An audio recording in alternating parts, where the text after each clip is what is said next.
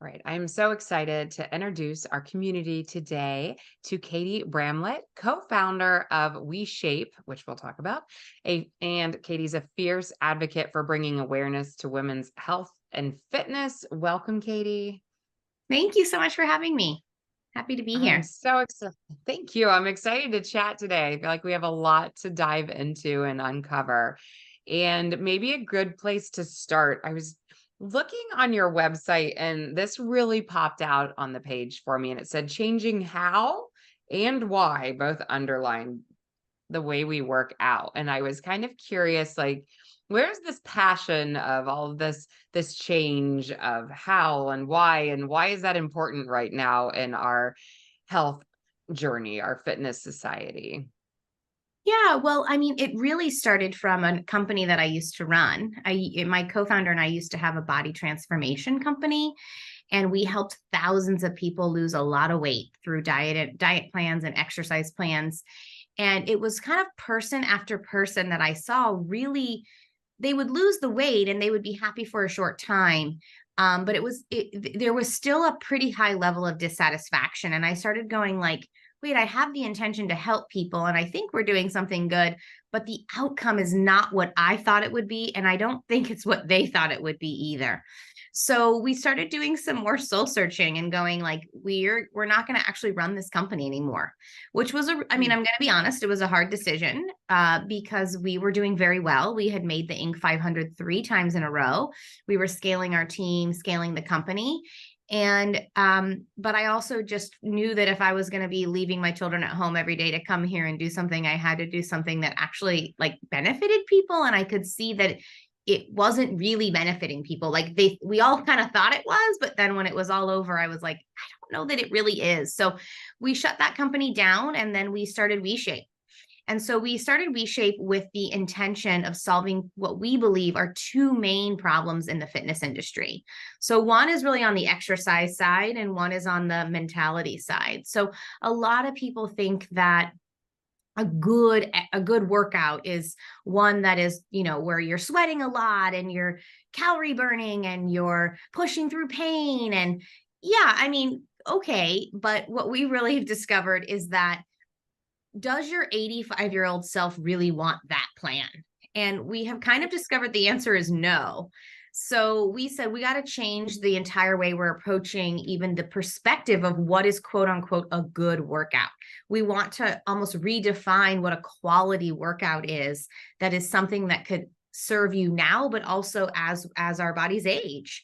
So our all of our workouts are a technology driven product where people interact with the screen and can scale up or down in real time. And all of our programming is rooted in strength, flexibility, balance, coordination. These are all things that the body needs now and for the rest of our time here. So I always ask people, like, again, what does your 85-year-old self want? Does it want endless cardio, or does it want quality, functional, mindful movement? So that's kind of what we're doing on the exercise side. And then on the mentality side, again, like I said, I watch thousands of people get body transformations and really not be satisfied. So how do we start bringing awareness, dissecting some of the toxic messages in the culture that we live in around this kind of fat phobic, uh, you know, obsessive thinness that is the culture we live in, and how do we dissect some of those messages and then really go deeper inside to figure out how to cultivate that internal worth, that internal validation, even if it's not aligned with the validation that our society gives us. So that is the work we're doing here. It's a Well, lot. so beautifully stated. It is a lot. And I feel like it's this generation changing. It's going to take a while to really pull everybody on board with this. But I believe society, I believe our listeners are hearing these messages because you definitely fall into my camp of the slow and steady. It's changing by mind and body in the sustainable way, which means it's not a quick fix, right? Like, your clients are getting a steady fix, but it's not quick and you're not losing 20 pounds in 20 days type of a thing. Yeah. And I try to remind people, like, it's intentionality is incredibly important because that's where we put our energy. So if our intention is just constantly centered around weight loss, we actually lose, in my opinion, what is the most important thing, which is that connection with self. I have seen many, many people, like I said, lose weight and not be happy. And I really tell people a lot of the time, like, I know you probably want weight loss and maybe that will come, but I would love to not even really think about that in this moment, because the truth of the matter is, if we can't be happy with ourselves today, no changes that we make with our body will really bring that deep sense of satisfaction and acceptance. And it's really important to understand that piece. So if we shift the intention to how do I cultivate more self-acceptance? How do I cultivate love for the body that I have today? How do I cultivate appreciation for that? That is something that will be more sustainable, whether the weight loss happens or not. Yes, and I think this is it's such a deep journey. And for some listeners, they're going, I get it. I've experienced that. I thought that I got to close to what I would have called my goal weight, and there was not that aha woohoo moment for me. And then I think other people are possibly even going, I don't really understand what you're saying. What do you mean? If I don't hit that goal weight that I've always thought I was going to, it was going to make or break, my relationships or my career. Can you kind of go into even some of maybe like case studies of seeing that specific client and in their experience of why it didn't have that feeling for them? Oh, it's really complicated. And I always tell people, like, the movement piece is a little easier. I'm like, hey, we can all understand why the 85-year-old self wants to be able to squat and lift and push and pull and press and be flexible and have, we can get that, Yeah. right? We can pretty much shift our mentality and go, oh, okay, I can see why maybe riding the exercise bike 2 hours a day, maybe it would be more beneficial to be focusing on functional movement. The mentality piece is this piece where I'm like, ooh, can I come on like 100 of your episodes and we can dissect? Can you bring on individual people? It's the generalizations that are made are very difficult. And I want to hold space for people who are in larger bodies, because the culture that we live in is fat phobic and does not support that. And that is really a harsh and terrible reality that we live in. Now, do I think that that has to be reality forever? No. And do I think that we have to kind of succumb to that existence? I don't think so.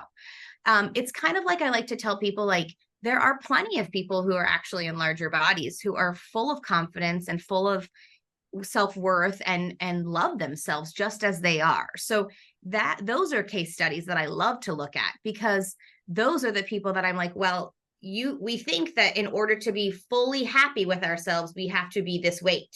But if that were true, how are those people happy? So we Right. put those things together. And what I'm trying to say is, we've been doing that for decades. And I just ask people, like, is that working for you? Is it working? And 99.9% of the time people say no. I'm like, okay, so let's just do an experiment and shift the intention from weight loss to how do I cultivate a deeper sense of self-worth for me? That validation that comes from the inside. And that is hard work. It's not, like you said, this is not stuff that happens overnight. But I will share a story of a woman who came in. Sometimes we do these feel-good challenges where it's not about weight loss or anything. It's just literally about moving your body and connecting with our community and breaking down old beliefs. And we had a woman come in. She was in her 70s. And she said, I came here to work out. And when I left, I had an entirely different shift in how I thought about this process. And she said, I used to look in the mirror and I would hear, you're fat, you need to lose weight, go on a diet, you're not good enough. And now when I look in the mirror, I realize that was not my voice. Those were the voices of my sisters, of my mother, of the culture that I live in. But when I connect with the deeper part of me, the voice that comes in is, you are enough, you're beautiful, you're worthy, you're completely valuable. And she was like, I didn't even know that those weren't my voices. Like, that wasn't me. And whenever I always ask people, like, who are those voices in there? And when we really sit with it, here's a clue for everyone. If the voice is judgmental or critical or harsh, that is not your true authentic self. That is a message or some type of communication that was taught to you. That's not who we truly are. Who we truly are at our authentic core is a person who has so much love for ourselves. And I know that that is pretty woo woo, and it's kind of, but at the same time, it's true. And I've watched many people come in here and leave. And what they have discovered is when they reach for that person, when they work to get to that, those other voices get quieter. And it really doesn't even become about weight loss at all anymore. Right. And that's something that I wish that if we could show, it's one of those, it's almost faith that when you start the journey, that other piece will come. You have to have this faith in the professional, the faith in your coach and your person helping hand holding you through the process, that the next results, the next fun, the wins are coming. It just might not look like how you thought it should look as you start. So it's kind of a leap of faith, I believe, when Oh, we start totally. this new journey. Yeah. Yeah, totally. And I think it's so funny because we're so used. I mean, this is what diet culture does to us. We are so used to prescriptive: work out this many days a week, eat this exact food, don't eat this food, do this, weigh this, that when we say, oh, just be open and connect with yourself, and there's like no real prescription, people are like, what do you mean? It's like, it's very confusing, right? But I will say, so I don't have the prescriptive path because everyone's is different. But I will say that the intention of being open to something different with the intention of connecting with yourself, more than we currently are now, I think is enough. I really do believe that that intention alone opens doors and creates sort of a magical process. Yes, it's a leap of faith, exactly like you're saying, like, wait, what's around the corner? Or, I'm getting sucked back in, or it's not a linear journey. But just Mm. the sheer openness of I'm open to trying a different path. I think there's a lot of magic in that alone. Yes. Ah, you are so beautifully worded. I love how things come out. Thank you. You can just see it. And I have two paths I want to go down this with you, and I feel like we could connect them both to this. But you definitely talk about toxic as a word that comes out of your mouth, like toxic weight loss culture. And you're kind of going down that path already. But can we just hit this one more time? Like, why is diet culture, and by the way, I'm 100% with you, but describe it to our listeners. Why is diet culture so toxic? And you use the word linear. I want you to dive deeper into that too, that it's not a linear journey. Yeah, I mean, first of all, I mean, again, how many episodes could we do here? It's like, first of all, the concept that there's one body type that we should all be with 8 billion people in the world, it's laughable. And that body type is ever changing. It's skinny, it's curvy, it's this, it's that. It's like, it's not even realistic. And so somehow we buy into it and we try to get to it, and we think that it's like we've been promised this magical thing. And I just want to say, I mean, I can say because I've been here. Um, People in the fitness industry are fabulous marketers. Like, one of the biggest things that I said when we were going to shift the company to our team, who was fabulous, by the way, and super like, yeah, let's go this direction, is I said, if profit was second and the human body, like the physical and psychological and emotional and greater culture needs, were taken to account first, what would we be offering the customer? Right? Mm. Most fitness companies do not do it that way. It's like, how do we maximize our profit margin? So they're not taking into your emotional or physical needs into account when they're making those decisions, right? And I know that some people do it with the best of intentions, because I was that person doing it with the best of intentions, but I was asleep at the wheel and I wasn't really understanding the actual impact, which is a lot of, in my opinion, physical and emotional harm, right? Telling people to push through workouts, like, what kind of advice is that? Like, it's like you're setting yourself up for an injury. Or telling people to follow a diet when their body was telling them to stop.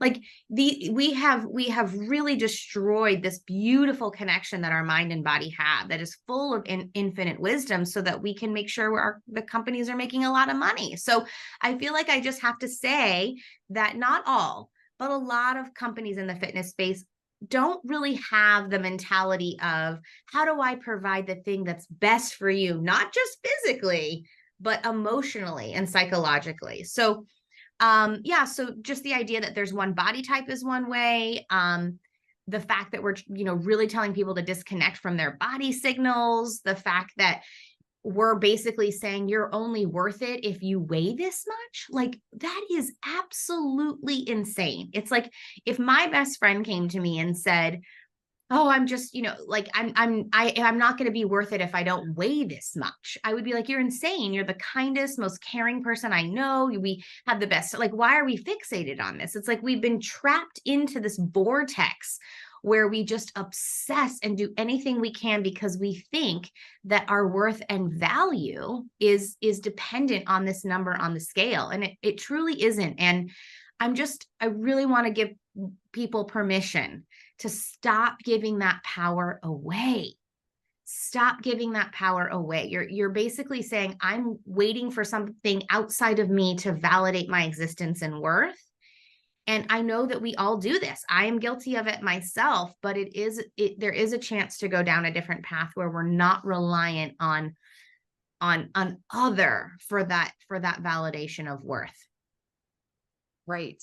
And then I think that like we can head bob along here and go, amen, this is beautiful. And then we exit a session together, or you exit a podcast and you get thrown back into the real world. And all of a sudden you have those other messages coming at you, and it's easy to get sucked back in for a second. And I think this is where you were maybe going with the non-linear. Like, it's okay. Just because you can start to believe something like this doesn't mean that you're just set up for success for the rest of your life. Like, you have to have this poured over you daily, weekly, and be in more of, like, I call it curating your social media, curate the people that you're around so that that messaging is very similar, because we do get sucked the other direction. Even as professionals, it's easy to hear something sometimes and go, well, maybe that would work for somebody. Do you experience that? Oh, absolutely. Like, I was laughing with my husband the other day because we're going on a trip to Mexico. And I was like, 2 years ago, I would have been eating a certain way before I left because I knew I was going to be wearing a bathing suit, and I would have been doing this extra exercise thing. And I'm like, and I still think about doing that. Like, oh, you're going. And then I go, pause. What are you really trying to do here? Like, will your husband and your friends who are going to like criticize you because you didn't eat bread for two? It's like, when I think about it, it's just, I'm like, why don't you just give yourself permission to just be, and to not worry about that, and to enjoy? You're literally, it's like these talks I have with myself. Like, you're literally choosing to take joy out of your life because you think that you will be loved more if you look a certain way. And, yeah. So I think the other thing that we have to remind ourselves of, so yeah, I go back and forth, right? But it's 2 steps, 2 steps forward, 1 step back, 2 steps forward, 1 step back. And then slowly over time, I do get to feel liberated and be like, I don't have to even think about that anymore. But it didn't happen overnight. And I think the other thing that is important to mention is just, oh man, that who we decide to spend our time with and what information and content we choose to digest, no one is forcing us to do those things. And so we have to take a little bit of responsibility. So like, one simple thing I try to encourage people is like, if you can curate your social media in a way that it is better for your mental health, like, maybe we don't follow the fitness models all the time. Maybe we don't follow the person who's promoting the diet. Maybe, I mean, those are just going to be triggers, right? So who you follow on social media is a choice. And I think that is a really easy, quick tool for people to be able to start that process of curating their environment that is better for their mental health. Yes, and it's building some belief system that it matters that much, because it does, and we know that. And you mentioned you have kiddos. I do too, and I feel like just not even putting magazines in the house. Like, it's easy as a parent to curate your space, but when we're left up to our own devices, things just trickle in accidentally too. Like, it takes effort to almost pull them out, which is interesting. It's effort, but it's effort well spent to make our spaces. I mean, you're going to have to spend the energy anyway. So are we going to spend the energy like taking time to curate it, content around us that is better for us? Or are we going to spend the energy in criticism and self-judgment and shame? I mean, that's still energy spent, right? So I think we have to be mindful of that too. It's not a free pass to be sitting in all of that. That takes your life force to be in that too. thank you for going there. I think we all need these talks of just personal responsibility. And sometimes it's hard to hear for a moment, but in worded in the right way and with the right love behind it, it's for our own good. And we do need to take that responsibility. So thank you for that reminder. That's And I amazing. offer people kindness and grace because we didn't choose to be in this diet culture. We were born into it. And so it's like you can't, you know, we're just all doing the best that we know how to do. But now if we know, we do, that's when the choice comes in, right? That's when the choice comes in. Yeah, that's so good. So you're so good about intentionality and then this word intrinsic, which I feel like most people are pretty familiar with. But you mentioned this connect with your intention. Here comes both of these. Using positive psychology to help you move from needing constant motivation to building an intrinsic desire to build in workouts or to build in health into our life. And can you kind of unpack that for a minute, that where somebody's coming from, that constant motivation need to it just happens because they want it. Yeah, I mean, I first of all, I think that that is a slow process, but I like to think about it in the way, like, I really don't like the word motivation. Like, if I just do this thing to motivate myself, it's like it's all rooted in judgment and punishment. I don't like it, to be honest with you. I've been in the fitness industry for over 20 years now, and I didn't actually start enjoying movement until about 3 years ago, and it coincidentally coincided with my transition into kind of unsubscribing from diet and exercise culture. And I don't think that that is a coincidence. I think when I shifted the focus to how do I cultivate my own self worth, how do I cultivate a deeper connection with my inner voice and not that external voice, I kind of started just wanting to move my body. And I like to think about it like a child or a dear friend that you love so much. You care for that relationship. You care for those people. And it's so funny because we don't do that for ourselves. And I think that no one has to tell me, make sure you text your best friend. It's like, of course I'm going to text her if she's like having a rough day, or just check on and say hi. Like, those are things I value and I want to do. And I think it's the same thing for ourselves. When we learn to care and nurture who we are as a person, and go down a path of like, hey, wait a minute, I want to cultivate more self-worth for myself. I don't want to wait for the person to compliment my body before I feel like I'm worth it. I want to figure out how to cultivate that myself. And I don't necessarily have the answer for that. I think that is actually a lifelong journey. I don't know that anyone ever fully gets to that full expression of that. But maybe if you know someone, please let me know. But if I just have that intention and decide to go down that path, I do believe these things that, like, where we had to motivate ourselves, it's been my experience anyway. And I don't know how it's been for other people, but that's been my experience, that when I go down that path and I just deeply want to care for myself, and I want to learn how to be nicer to myself, and I want to learn how to be less judgmental, and I want to like treat myself the way I treat my best friend, I don't have to be shamed or motivated into exercising. I connect and I go, God, I feel kind of restless today. I'm like, oh, you haven't moved your body in 4 days. Okay, I'm gonna go on a hike, right? Like, oh, my back's kind of bothering me. Oh, maybe you could stretch. Like, it's a deeper connection with self, and then I feel inclined to listen to those messages from my body. And then, ironically, a lot of those messages involve movement. So it's not a perfect Exactly. thing, right? I don't wake up every day and go, I want to exercise. But some days I do. And I didn't used to do that. I used to like shame myself into doing it every day. Yes, and you're not saying this in so many words, and I feel like I'm taking this like kind of shallow, but we're taking calorie burn out of exercise with all of this that you're saying too. Like, when somebody is showing up to exercise because they need to be motivated and they need to, it's a should, they're shooting on themselves. It's normally because I need to go burn X amount of calories. And what's happening is when you take all of that away, now we're doing it to your point of, I'm moving to feel better. I'm moving to lift depression, to combat these earlier daylight time, the darkness coming on. Like, there's so many reasons to move.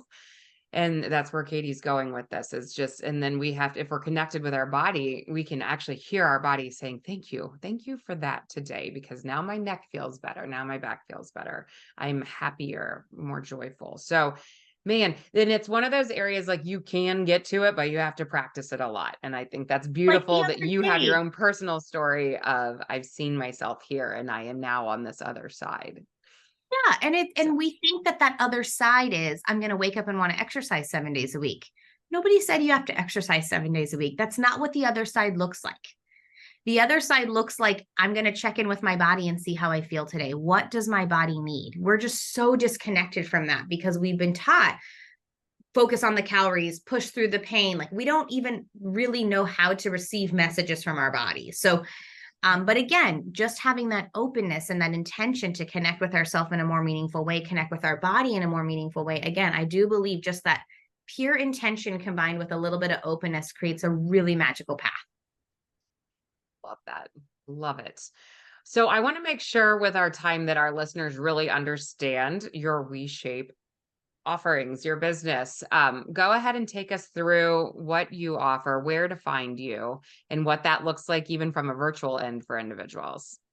Yeah, so all of our products are online where you can go to we actually have a special code for your listeners. Let me get that. They can go to WeShape.com/direction podcast for a 2-week free trial. Essentially, people take a quiz so we understand what your body needs because everybody has different needs. And then we offer, you can log into the product at any time and there will always be a workout there. And when you push play, you can interact with the workouts. They don't require any equipment or anything. You just push play. We'll offer, like, for instance, if you're doing a squat, we'll then say, did that feel too hard? Do you need to scale up? Do you need to scale down? And then sort of based on how you're feeling that day, you can scale the movements up or down, but they're all body weight exercises. They're about 30 minutes. I actually have an intention of doing a product iteration where we offer like as little as 10 minutes because I also think that people think that they have to do like 30 or an hour. It's like it doesn't really need to be that much. It could be less. So I'm hoping that that will be a feature that we offer here soon. So oftentimes I tell the people push play and then stop when you're done. You don't have to do the full 30 minutes. And then we also offer community calls in our product. So when you log in, you'll see a list of calls. We have like a share call where we have a host who comes in and we just share about our day, share about our week, share about our struggles, and just create community. We have Q&As with our movement experts. So if you're like, oh, I'm struggling with my shoulder or my knees bothering me, you can go in and actually be in a call with professionals who can help answer questions about your body and movement. And then starting in January, we're going to be bringing in different types of experts like psychologists or toxic weight loss culture experts, and they're going to be doing Q&As with our members as well. So we have a whole community element that focuses on the education and the mentality piece, as well as all the workouts.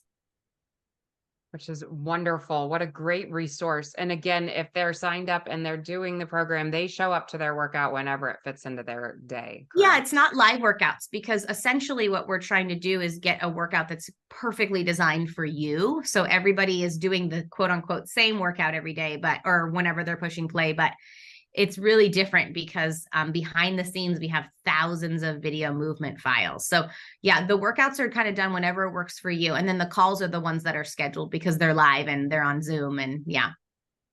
Yes. Okay. This is cutting edge. I'm loving this.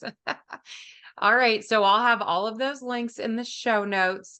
I always like to end like this. Like, if you could wrap your arms around our listeners, if they heard nothing else from you today, what is the one thing that you hope and pray that they heard out of you?